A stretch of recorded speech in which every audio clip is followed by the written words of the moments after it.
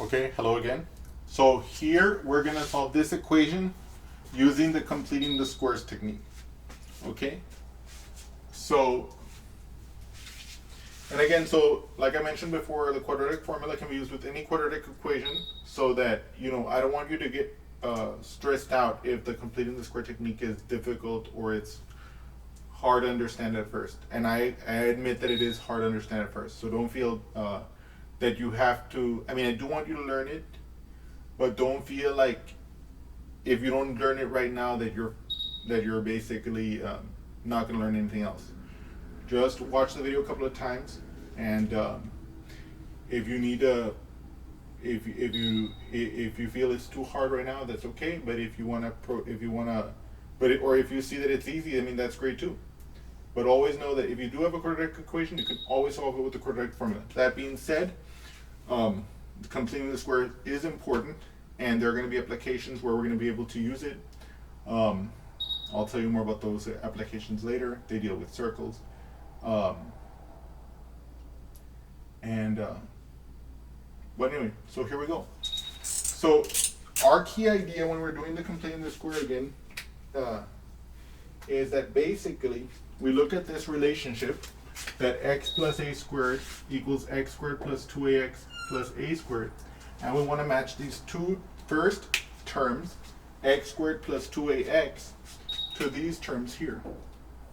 That is to say, I want to find out what value of a will make x squared plus 2ax equal to x squared minus 8x.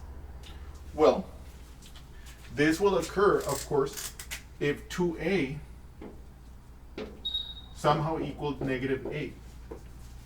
Right? If 2a equals negative 8, then x squared minus 8x will exactly match that. Okay? Well, we can see that that will give us a equal negative 4, right?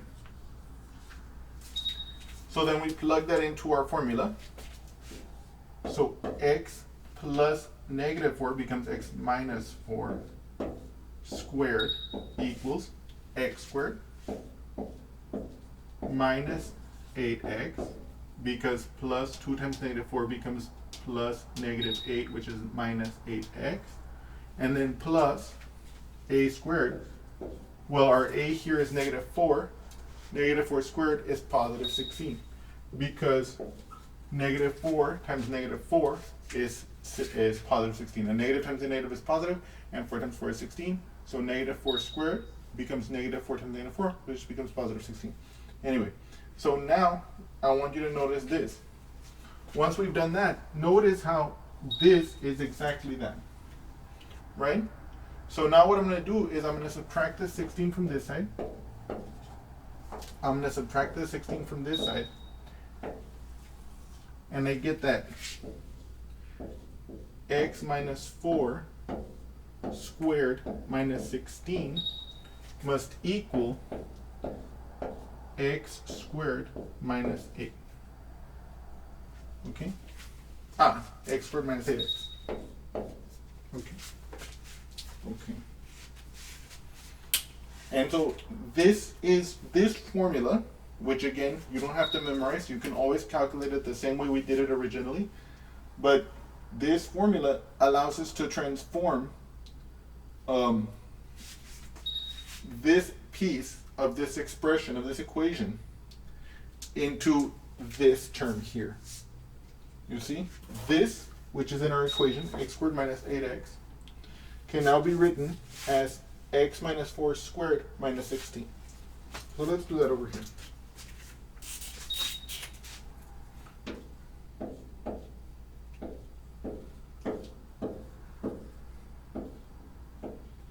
Okay.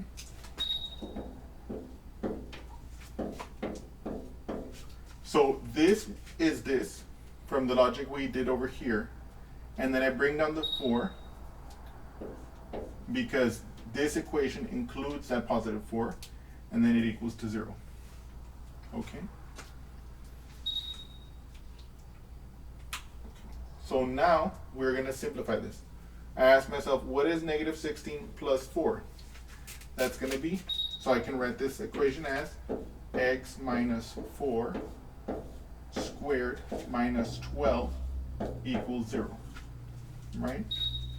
I can then add the 12 to the other side to get this square term by itself, right? So plus 12 on this side, plus 12 on this side. And I get the equation x minus 4 squared equals 12. Okay? And now finally we're at the point where we're going to be able to square root both sides, right? So that means I'm going to get this x minus 4 by itself, so it's going to be x minus 4 equals plus minus the square root of 12. Notice we have to always remember the plus minus on the square root. That is absolutely critical because if you take, because both of the values, when you square them, will give you the positive 12. Okay? Okay. But now we're in a situation where we don't know what the square root of 12 is. So we're going to have to calculate that. So let us do that over here.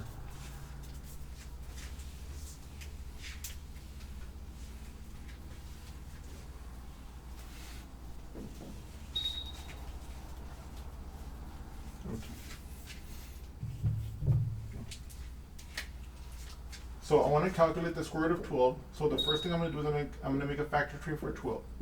12 can be written as 2 times 6, and 6 can be written as 2 times 3. Right?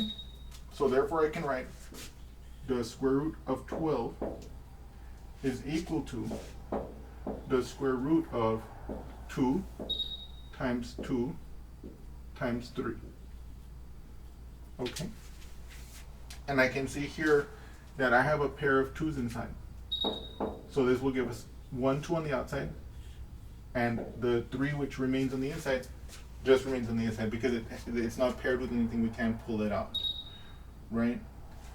And so now we know that the square root of 12 is 2 square root of 3. Okay? So I can simplify this one more time as plus minus 2 square root of 3. Okay? So now, finally, I'll be able to get the two solutions as follows.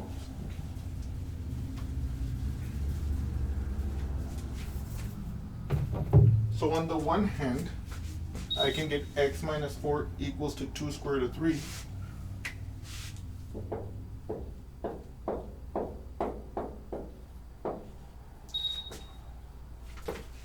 Which I then add my 4. I add my 4, and I get that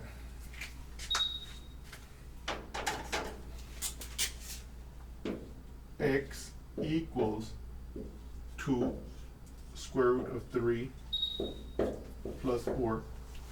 I can't add the 4 to the 3 or to the 2. This number is 2 times the square root of 3, and this number is by itself. So I write this as my expression. I'm then going to get, so that's one of our roots. Let me write that here. So x is equal to 2 square root of 3 plus 4, right?